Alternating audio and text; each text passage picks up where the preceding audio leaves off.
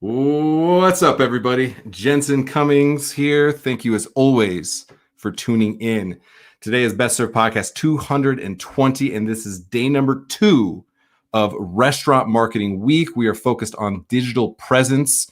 This is your opportunity for table touches without butts and seats. We all focus so much when we have guests in our restaurants and the way that we interact with them, the way that we communicate with them, the way that we find out the experience that they're looking for and really capitalize on that opportunity in that moment. However, when we transition to the digital landscape, a lot of times our hospitality, our table touches do not translate to that medium, and they fundamentally and absolutely have to. And so that's what we're talking about. We have a great lineup of guests with us. We're going to be talking about brand unity. We're going to be talking about UX and the way you navigate your site. We're also going to be talking about your menu on your website, because you all have menus on your different platforms. And so we're going to start off talking with Kellee Khalil with Engage Media. Kellee, Hey, thanks for being on. of course. Thanks for having me. Fired up to chat with everyone and talk a little bit about brand unity, which is super important right now. Everyone has information overload, and the most important thing is how customers view you, what they think about you, because that's ultimately going to drive them into your doors. Absolutely. And I think what's fascinating is how we are so about interacting with our guests, yet we always want to control the medium in which. So again, we love butts and seats. We love having them in front of us and creating that experience. And I completely understand and love that. However, we need the additional tool in our tool belt to be able to interact with them here, right? This is becoming new grassroots marketing. This is becoming the way that you have a one-on-one conversation potentially, or an at-large conversation. So break it down for us. Brand unity. I'm a restaurant. I have a website. We're on Google. You can map us, like all these different things. Yet so often we're not. You can map us. Yeah, you can find our. There's a phone number somewhere. Yeah. Yet sure. we don't actually understand what that means. Just like we arrange our restaurants to have it clear, concise, we label where the exits are, like all of these things in a restaurant that you do with your physical space, we don't do with our digital space. So break it down for us. Brand unity, what is it and why is it important, and how do we actually accomplish it? I love that you brought up your phone here, because this is actually probably your first 5 brand touch points of a customer experiencing you. So when you walk into a restaurant, right, and you look around and like, if it looks kind of dirty or you can't find the hostess, like there's all these things that make you turn around and walk away, right? So digital is really those first kind of touch points that your potential customer is going to have with your brand. And so it's so important to understand the psychology of this customer. Think about how we're consuming everything at the palm of our hands. So in a world where today you can get anything on Amazon next day Prime, we have short attention spans and high expectations. And so you have a customer base who expects to get that quality of service, communication, ease of use, and navigation before they even walk through your doors. And so it's really important to make sure across your website, Yelp, Google, menu pages, wherever you live, that you have consistent, cohesive information. When you think about how consumers navigate right now with social media, specifically Instagram, they're going through an infinite feed that they're scrolling. They're going through Instagram stories. They want, exactly. It's like we're basically living like this. People expect to get access to the information they need with 2 taps, right? And if you're making someone work and dig for that information, or you're not providing them the information that they need, or it's hard to find, or it's different based on each website you go to or each platform, you've already lost them. And so much like you wouldn't want someone to guess where the restroom is, or where the hostess stand is, or what your phone number is, it's super critical that you have a cohesive brand experience on digital. That means if you're on Instagram, making sure that you have the right information in your bio, right? That you are, if you're going to have photos online, posting consistently. Doesn't need to be every single day, but that you actually have a strategy and you're consistently posting content in there, or you're responding to people. Same thing when you're looking at your Yelp or your Google reviews. Are you actually, replying to people and saying, hey, thanks for stopping by. Thanks for your feedback. right? So it's not just the information you put out there, but it's how you are engaging with those customers off, I would say online, right? Not offline, because offline is the typical restaurant experience. Well, Kellee, there's two things that really strike me from the kind of the mindset of people in restaurants is you would not expect somebody to sit down at your table and then go find the menu at the host stand themselves.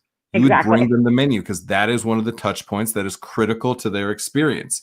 You're now, if you don't have the proper information, you're expecting them to go and find that themselves.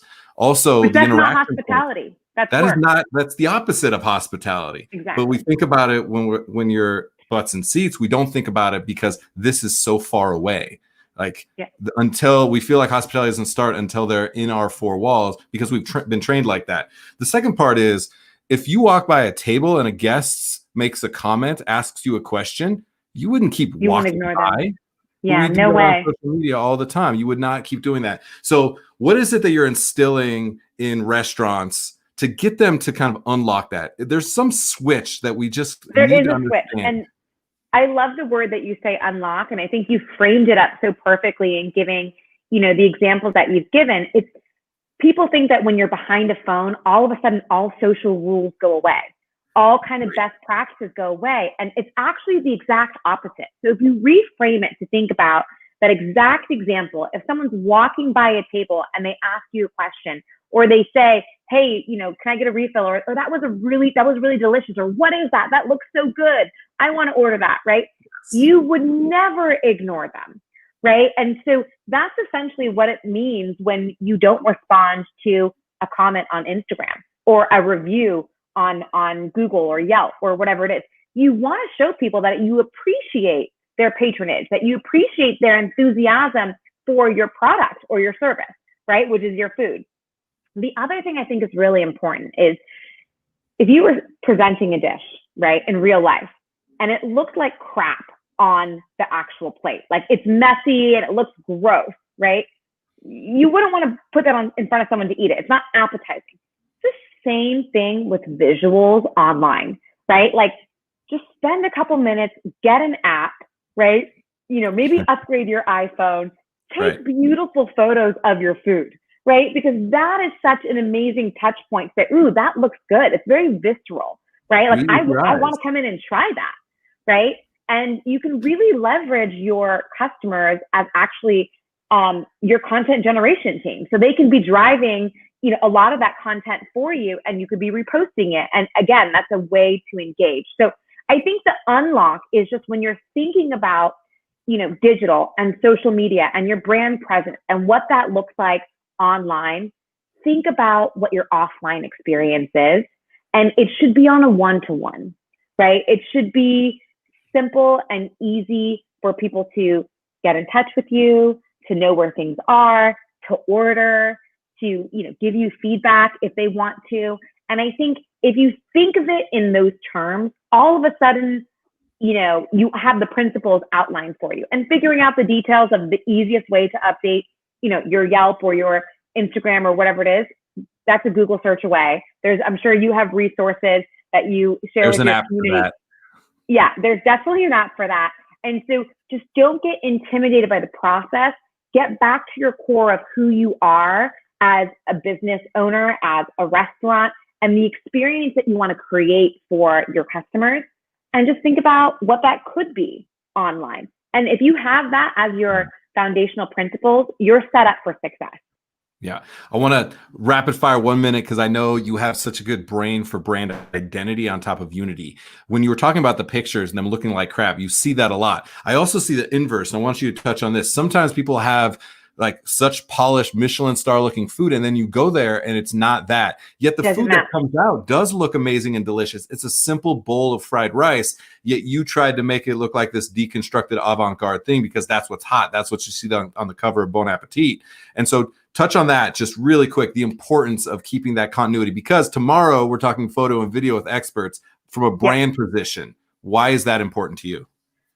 I think that's such a great point. You want to be authentic. You want to manage your customers' experience, and building a brand and brand unity is all about authenticity. Like what you as a business owner are trying to create that experience, and it has to align with what they're actually gonna receive. So brand goes two ways, what you're putting out, but then it also is how people perceive you and experience you, right? So it's super important that what you're putting out is the same as what people are, how they're perceiving you. And if they're disconnected, you're actually mismanaging your client expectations, right? You're setting yourself up for failure. And again, in a world where there's plenty of apps and anyone can do anything, like the best content actually that performs is the user generated authentic content. It's not the overly styled. Now, put some good lighting on there so they can see what you're looking at, right? Maybe, don't have lipstick on the fork, right? Like there's something, or maybe you do. Maybe that's a cute artistic thing. I don't know. That could be it. But I think it's all about really giving your customers like an online version of what they might experience in person and keeping it the same, because you don't want people to be annoyed or frustrated that they thought they were getting something that they didn't get. Yeah. Consistency, and then don't front. I think that's an important thing. We need to find that balance between those things are important. Kellee, thank you so much. I really, really appreciate you setting the groundwork for kind of the way we need to navigate digitally, because it is now. It is not in the distant future. It is now, and it is hospitality, even though sometimes we don't like it because we don't have those butts and seats. So Kellee Khalil, partner, Engage Media Group out in New York. Thank you for being on. Of course. Have a great day. All right. Cheers.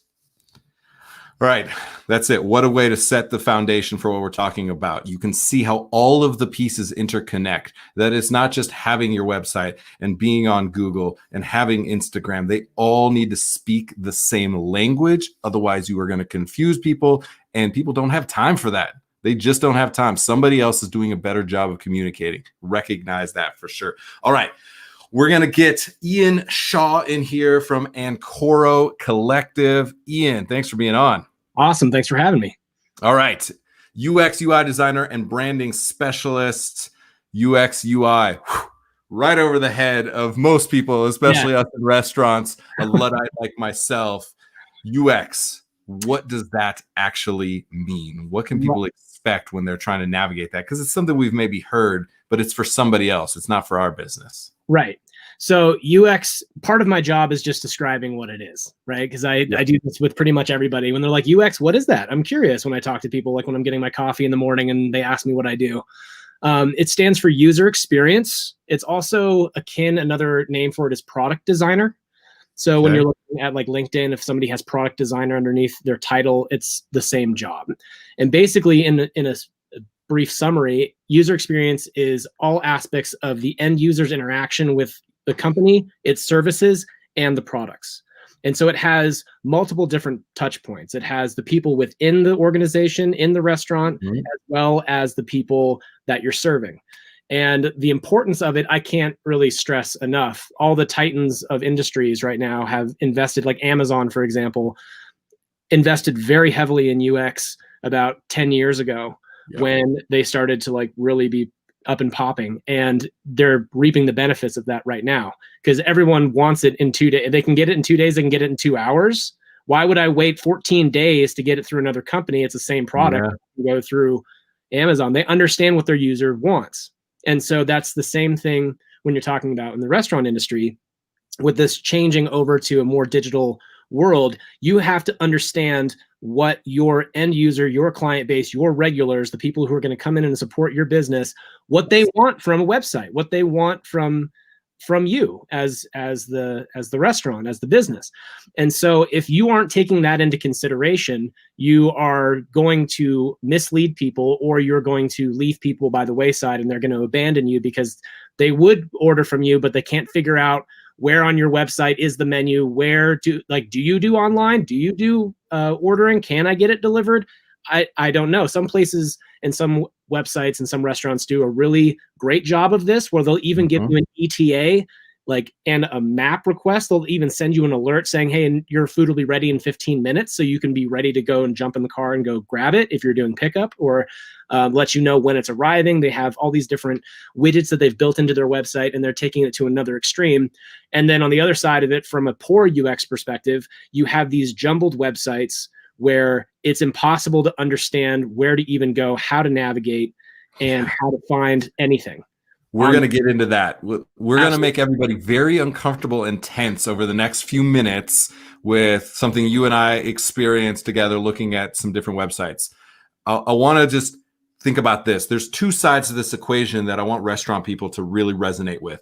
One is the physical space, be it digital, but it's still something that people are interacting with, is one part of the equation. So think about that. Like you don't jumble your tables together, especially not now, so that people can't walk through to get to the restroom.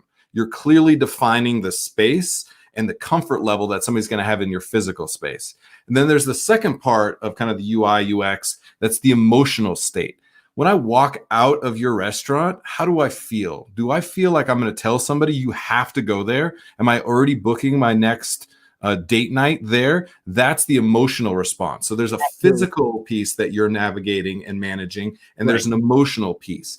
And the confluence of those, where those interact, is important, because some people have a really sound website that functionally works, yet I feel nothing when I interact with it. Exactly. And on the flip side, there's some websites that are a little clunky, but I feel good. It's vibey.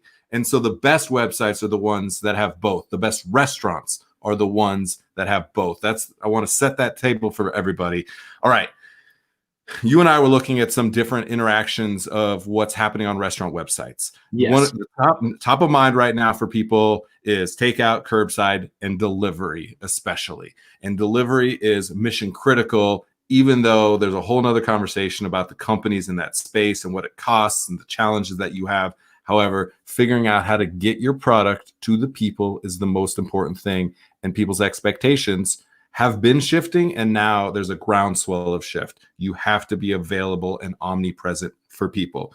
So we're going to fumble through this, people. Well, we found a website of a restaurant yesterday that we just wanted to show you. And so found this website and go onto the site, and it's loud. It's busy. I didn't know where to go. I don't know where to start. Like, I don't even know, like, where is my attention supposed to go, you know? And they have a jumble of everything that's happening there. And they have this product, they have this process in UX where they talk about how our eyes track when we go to a website, when we go to a mobile site. It follows what they call a Z pattern. So it starts in the top left, goes to the right, drops down to the bottom left, and then goes over to the bottom right. And so that's why oftentimes you'll see that little send button at the bottom of a comment function in the bottom right corner, because we always expect that's where we're going to finish. And so you'll see a lot of call to actions in that area too, like call today or place order now or whatever. And so right here, I would start at the top left, and they have their logo of their company, and then it goes to call BOB, right? And then it drops down to the bottom left, and then it goes to the right. And I don't know what I'm supposed to see in that vision. My vision just gets blurred, and I don't know where to even go. And so say, for example, we're trying to place an order for delivery. Do they do delivery? Yes. So that was my experience. Like, let's, so I scrolled down this whole page, didn't find anything. Busy. I can't even show people that. Then we find this screen where I'm like, all right, well, I'm just going to go back to the top now. And I want to point out, most people will not do that. They will not go back to the top. If they've already tried to find the thing they wanted, they're gone. They're gone. Let's just say that they happen to stay around. And I did, because I was highly motivated and a little bit of a glutton for punishment as we're finding these sites. Drop down menu, a ridiculous amount of menu items. Food, I have to push food versus bar. I push that. Okay, I get there. Why is the amount of information then on a drop down menu critical as well? Absolutely, because when you're looking at it, it should be clear. A lot of things should be clear. Is one, what is it? Yeah. What am I ordering? How much is it? How is it going to cost me $36? Is it going to cost me $9? Like, I want to have a sense of like the cost associated with it. And it should be very clear and broken up in a way that I can digest the information. They have this principle in UX design around alignment and relativity, like where things are placed and what they're next to. And so I should be able to associate those things when I'm looking at these things. And so and also just the color scheme, like Kellee was talking about with the brand uniformity. Are they purple? Are they green? Are they yellow? I don't know what is happening. Like, I don't know. Well, then you get to this, And we're gonna talk next with Paige about menus, because I got a bone to pick for sure. But there's this menu. You can see each individual item, kind of. You can't read it. You're right. You can't read it. That's part of the issue too. I'm sitting here expanding on my phone as I'm looking at it, and there's like 70 menu items. So still, I'm scrolling just to yes, I want a po' boy. I want a po' boy. How do I actually get this delivered to my house? I'm scrolling. And finally, after you get to the end of all that, you finally get past the bread pudding, which looks okay. The bread pudding picture, it's kind of half eaten. I'm into those kinds of pictures. Finally, there's a button there. How many fonts do you see here as well? I mean, that's more the UI side of things as opposed to UX. UI stands for user interface. And so that's all the visual medium. That's how things are laid out. Is it pretty? Is it sexy? Do I want to engage with it?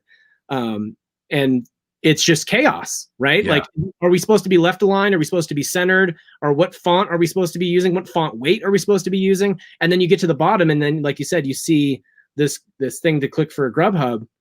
Well, we got one more. Is it even a button? And then there's two of them. A little further down, there's another button, which is a totally different design, a totally different look to it.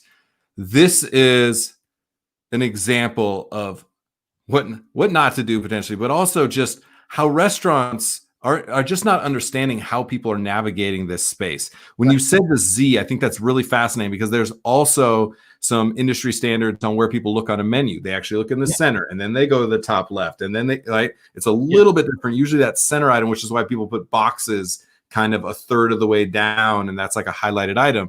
So track that. The same way you're thinking about the way you design your menu, you have to think about the same way people's eyes are going to navigate their expectation, the amount of things that they'll look at before they just go, I'm done. And the reality is, I would never have gotten to this page, and I've had to go through 4 different sections to get here. This is what people need to understand. And you still haven't even ordered your food. I haven't ordered any food. You haven't even put in what you want to get. And then when you click on that, it takes you to Grubhub, and then you literally have to go through the entire experience again. You have to look at the whole menu again, because you couldn't navigate the whole thing. It's order through there.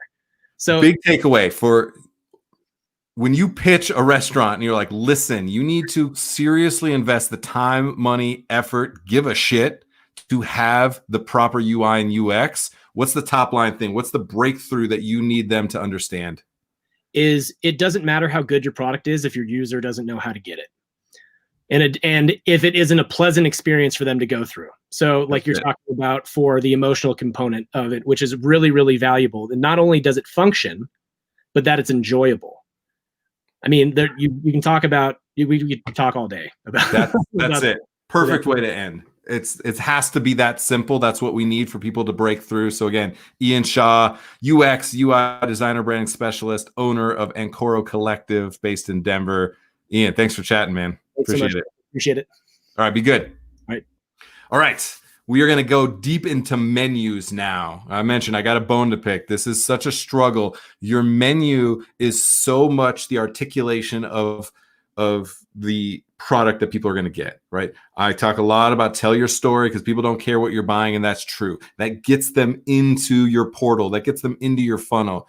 The reality is once they're there, you need it to be simple and easy for them to order because you have amazing food. You better have amazing food. It better be delicious. That is absolutely mission critical. Yet if people can't interact with it, they are not going to stick around long enough to actually order that food or to come in. So we're going to bring Paige in here. Paige, Tree Ring Digital, thank you so much for taking some time. You and I are very simpatico, pulling our hair out, thinking about the menus on the digital platforms, especially on websites for restaurants. So let's get right into it. Why is it important for us? Yeah. Why is it important for us to have quality interactive menus on our websites? Well, the menu is the place that they're looking for what they want to have. So we have to pull them in and we want to make that something that they can actually read, what the ingredients are. They want to make sure that they can see what it is. And, you know, as Ian was talking about with like font weights, so that they can easily go through and see here's the like what the product is, but then here are the ingredients and what's the price. On that example you were showing us prior, I was like, what is the price of their food? Like, where are they even at for price point? What's going on? And it just blends in there with it. So it's really important that the menu is where you sell them. I mean, when you want that. You put time and attention into naming your items as well as how you write the description, using the word savory instead of just, saying a word. And it's really pulling them in and telling that story through the food, if you will. And it's important that you're paying attention to the menu then. Yeah. And you need to get them as quickly to move the conversation to yes, right? Move the conversation to yes. Yes, I want that. What is the least amount of words, the most clarity that you can create so that people understand exactly what the expectation is and that it triggers them to go, yep, I need that in my life at this moment right now. That's what we need to get people to. We want them to buy, right? This is the point where now it's like we've been talking about, tell your story, tell your story, tell your story. Be interactive, engage with people, be consistent, have that brand unity, all the things I'm going to talk about again and again and again. Now it's time to sell. Now don't get in the way of them being able to purchase. So one of the things, this is so important, the PDF menu on a website. I'm getting anxious just saying that. Stop using PDF menus on your online platforms. The end, full stop. If you have it, I'm sorry, I'm calling you out. You are doing it wrong. There's lots of places where you could take this path or that. You're doing it wrong. This is not one of those. There's not a fork in the road. Full stop. You're doing it wrong. Why, Paige? Why is it wrong to have a PDF on your menu on your website? As you guys have mentioned earlier, because of this is one reason. The fact that it shows up so small. When you go to the PDF menu, you have to pinch and zoom and scroll and navigate, and you're just trying to figure out, I just want to see what it is. When it comes up, you can't even read the content you put on it. So what is the point of having a menu? And the reason is most people that are going to be using and looking for your services, your food, are going to be here. Oh man, I'm hungry tonight. I'm sitting and waiting to pick up the kid from soccer practice. Let me just see what this place has. Man, I've got a friend that's coming into town. I'm getting ready to meet him. Where are we going to go tonight? They're going to pull it up on their phone. People aren't searching for menus on a desktop computer. Even if they were, I still don't want to see a PDF menu because at that point, I still can't. It's harder actually to navigate a PDF menu. You literally pull it up. It's there. The reason I hate it, they're no longer on your site. The second they click to a PDF menu, they're not on your site anymore. So they don't know how to place an order. They don't know what to do if they need to make a reservation. They don't know anything because you just took it all away from them.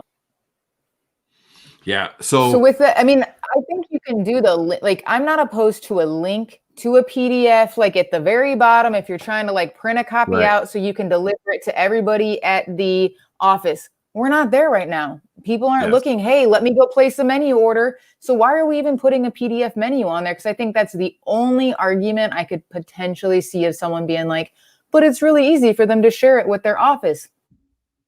We're not doing it, right? Let's drop it all together and finally make that switch. Use this time now and switch to a menu specifically built into your website. All right. I'm making the shift. Now I have my non-PDF menu. What does that mean? How then are you expecting a certain amount of characters? Do you like certain styles of font? Let's get a little bit granular with then best practices now that I have committed, and I expect all of you to commit no PDF menus. Now what do I do? Now what are the things that you're thinking about? Maybe go back into kind of Ian's UI UX a little bit, the menu itself. What are the ways that you see to be most enticing to get that sell? You want to make the name of the food pop. So whatever you're calling it, if it's barbecue style pizza, if it's po' boy, whatever it is, pop.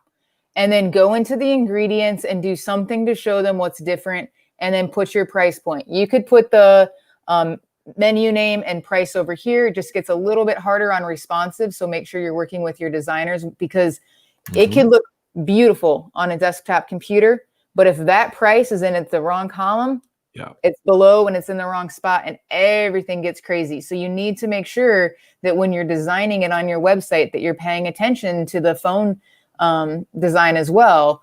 And then from there, but I'm a fan of keeping the same thing that's on what you are currently using in your restaurant as you're printing it off, keeping it because they're used to it. Those that are regulars know what they want, but they want to make sure you still have it. So if anything is slightly different from what they're used to getting in the restaurant to what's showing up on your website, they could just go, No, not, I don't see what I like, so I'm going to go somewhere else. So you can't go changing names, keep the consistency, and you're pretty much taking exactly what you have in the restaurant and putting it and building it into the code on your website so that it's there.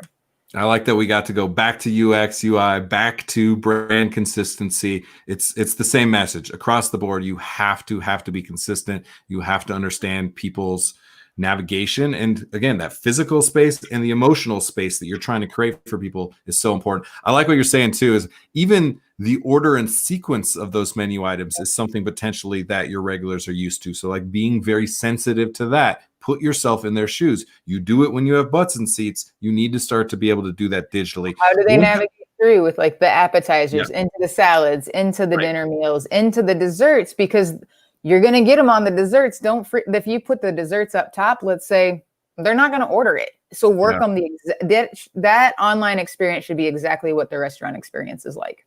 I could not agree more, to the point of the color schemes and the fonts and everything. You want them to feel like they could imagine being there, I think is an important part. One last little tangent that I was interested in. Do you think it's the point for restaurants that they need to design their websites digital, mobile first? Yes. Versus they're going laptop to tablet, right? And you're like scrolling down and making sure it works on mobile. Do you think that mobile first is what's happening now, let alone in the future? 100%. I think that there are so many people that are out and about and on the go. Hey, what's a restaurant near me? Hey, what's this? What's on their menu? What's the setting and environment look like? Can I walk in right after the kid? Do I have to be taking my work outfit there? And, can I take a lunch person there? They're always on the go when they're looking, and it's usually some sort of last minute decision. You have to be there on the phone. I would be designing that first. And I'll throw in there real quick too. The other reason that you want to drop your PDF menu is because the search engine, if you're going to be right now with so many people, they can choose whatever they want now to go, because so many restaurants have adapted and changed to go orders or delivery, whatever that is. So now if I'm for the best shepherd's pie, let's say, I don't know, I'm going to type in shepherd's pie in, Lakewood, in Denver, in whatever. And if it's a PDF menu, they don't know you sell shepherd's pie. And so once we start to get the content on there, if I'm something I'm ready to buy, I want that food, I'll make the rest of the people in the family, right, be like, all right, I guess we'll go there. At least someone made a decision. They made their decision because they're craving something, and they can finally have whatever they want delivered or picked up. And so that's just one more reason that you want to be dropping that PDF menu, because it doesn't help you with search engines at all. That's good. I always forget that you're not optimized for SEO because they can't crawl that PDF, because to them it's an image. It doesn't exist, right? So I think that's important. It's a giant white screen. It's a giant. It is a void, both physically and emotionally, clearly. So Paige, really, really appreciate this. I'm glad we had to get in people's face a little bit. Like, we can't allow this. If you want to continue to survive and thrive in this industry, this is one of the places that you absolutely have to go all in, committed, that the way that people interact with your menu, let alone your brand consistency and UX, this is definitely it. So Paige, I really appreciate you speaking with us. Thank you. Thank you so much. I enjoyed it. All right. Take care. Have a great day. All right, everybody. That is a wrap for day 2 of Restaurant Marketing Week. We are talking digital presence, your opportunity for table touches without butts and seats, and so much more. It is really your opportunity for hospitality. This is a new forum for hospitality. It is not necessarily taking away from the hospitality and the experience you create within your restaurant, within your 4 walls. I believe it's an additional opportunity. This is not a scarcity mindset. This is an abundance and growth mindset. Go and interact with your people, because when we talk about table touches, and I'm going to talk about this again and again and again, you may have 36 tables in your restaurant, and right now you have 50% occupancy. You don't have a lot of opportunity for table touches, yet you can create relationships and have table touches, not with 36 tables, but 140,000 tables, with 2,100 tables in your community. You have so many more opportunities to interact, to engage, to entice, to sell your product, if you fully adopt and buy in to your digital presence. All right, that is it for today. Again, we're on 7 days this week. We will be talking about all the thought-provoking and actionable advice that you can get on the different channels and avenues that restaurants need to take to be compelling in today's marketing landscape.